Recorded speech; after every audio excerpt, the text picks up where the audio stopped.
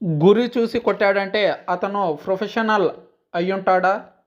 జగన్పై దాడి ఆ భవనంలో ఉంచే జరిగిందా? పోలీసుల అనుమానం నిజమేనా? జగన్మోహన్ రెడ్డిపై హత్యకు కుట్ర జరుగుతుందా? వైఎస్ జగన్ ప్రయాణిస్తున్న వాహనంపైకి రాయితో దాడి చేశారంటే పక్కా ప్లాన్తో జరిగినట్లు పోలీసులు అనుమానిస్తున్నారు. అందుకే సంఘటన జరిగిన ప్రాంతాన్ని క్షుణ్ణంగా పరిశీలిస్తున్నారు పోలీసులు. అక్కడ వివేకానంద స్కూల్ ఒకటి ఉంది. ఆ స్కూల్ రాత్రి కావడంతో మూసి ఉంది. ఈ స్కూల్ బిల్డింగ్ పై నుంచి నిందితుడు రాయి దాడికి పాల్పడి ఉండవచ్చని పోలీసులు అనుమానిస్తున్నారు. స్కూల్లో ఉన్న సీసీటీవీ ఫుటేజ్లను క్షుణ్ణంగా పరిశీలిస్తున్నారు.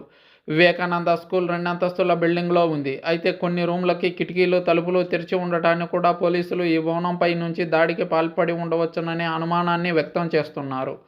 వివేకానంద స్కూల్లో విజయవాడ పోలీస్ కమిషనర్ కాంతి రాణా సంఘటన జరిగిన ప్రాంతాన్ని పరిశీలించారు. రాత్రి వేళల్లో స్కూల్లో ఎవరూ లేరని భావించి నిందితులు ఈ స్కూల్ భవనాన్ని ఎంచుకున్నట్లు పోలీసులు భావిస్తున్నారు. ఇక్కడ 2వ అంతస్తు నుంచి రాయి విసరడంతో సాధ్యాసాధ్యాలను కూడా పరిశీలిస్తున్నారు. ఎందుకంటే 2వ అంతస్తు నుంచి విసిరినా అంత వేగంగా వచ్చి నుదుటి భాగాన గురి చూసి కొట్టారంటే అది కావాలని చేసిన పనేనన్నది పోలీసుల అనుమానం. అందుకే ఇది చేతితో విసిరితే అంత తీవ్రంగా నుదుటిపై లోతుగా అంత గాయం కాదన్నది పోలీసుల ప్రాథమికంగా అంచనా వేసుకుంటున్నారు. తప్పించుకోవడానికి వీలుగా జగన్పై దాడి చేయడానికి క్యాట్ బాల్ కానీ ఎయిర్ గన్ కానీ ఉపయోగించి ఉండవచ్చన్న కోణంలో ఈ దర్యాప్తును పోలీసులు చేస్తున్నారు. వివేకానంద స్కూల్లో మాత్రం సీసీటీవీ కెమెరాలున్నాయి. వాటిని పరిశీలిస్తే ఆ భవనంలోకి ఎవరెవరు ప్రవేశించారన్నది తెలియనుంది. వారిలో అనుమానితులను గుర్తించే వీలుంది.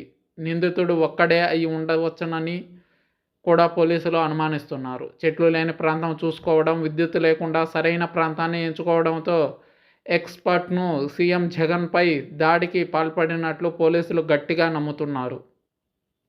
దాడి చేసిన తర్వాత అక్కడి నుంచి సులువుగా తప్పించుకునే వీలును పరిశీలించిన తర్వాతనే నిందితుడు ఎంచుకున్న ప్రాంతాన్ని బట్టి పోలీసులు ఒక అంచనాకు వచ్చారు.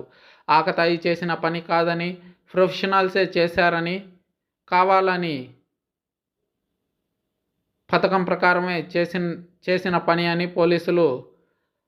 పోలీసు శాఖలోని ఉన్నతాధికారులు సైతం అంగీకరిస్తున్నారు. అయితే ఇంతటితో ఆగనున్నారా, లేదా జగన్మోహన్ రెడ్డిపై మర్డర్కు ప్లాన్ చేశారా? ఎందుకు ఇంత అక్కసు ఎందుకు జగన్మోహన్ రెడ్డి పైన?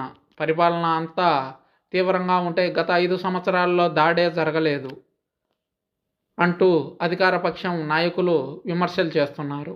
అయితే గత 5 ఏళ్లలో జగన్మోహన్ రెడ్డి ఒక్కసారైనా జనంలోకి వచ్చుంటే దాడి జరిగి ఉండేదని, జగన్మోహన్ రెడ్డి పరదాల చాటున తిరిగాడు కాబట్టే ఈ 5 సంవత్సరాలు దాడి నుంచి తప్పించుకోగలిగాడని చెబుతున్నారు ప్రతిపక్ష నాయకులు. చూడాలి ఇందులో ఎవరి వాదన నిజం.